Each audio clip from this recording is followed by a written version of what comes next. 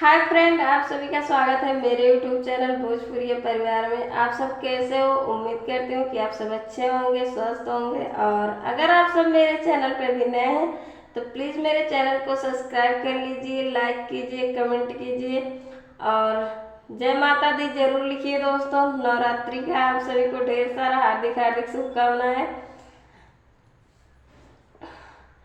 अरे भीड़ पंडाल में हतना बा, खात पर शादी के तना बा। अरे भीड़ पंडाल में हतना बा, खात पर शादी के तना बा। देवरा भाईल चटना बा, देवरा भाईल चटना बा।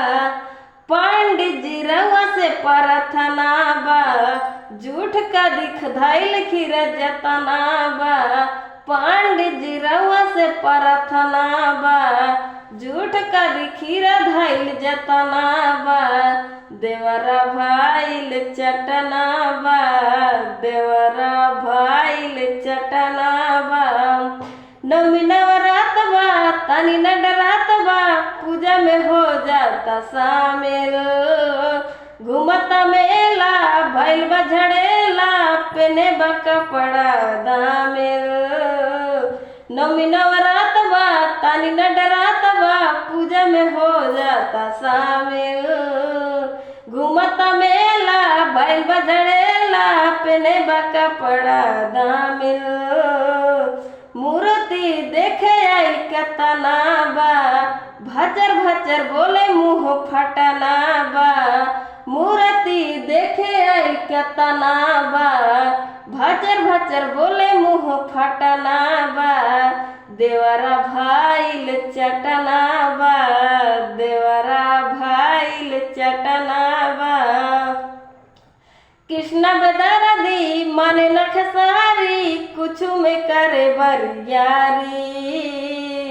चढ़ल बदा सहारा माई के बपहारा, सगरो बा पूजा पाठ जारी। कृष्ण बदरदी माने न खेसारी, कुछु में करे बरियारी। चढ़ल बदा सहारा माई के बपहारा, सगरो बा पूजा पाठ जारी। अरे घटे वाला दोसर घटना बा, एक संगतिया रटना बा। अरे घटे वाला दोसर घटना बा, एक संगतिया रटना बा। देवरा भाईल चटना बा, देवरा भाईल चटना बा। अरे भीड़ पंडाल में हतना बा, खात पर शादी के तना बा। अरे भीड़ पंडाल में हतना बा, खात पर शादी के तना बा। देवरा भाईल चटना बा, देवरा भाईल चटना बा।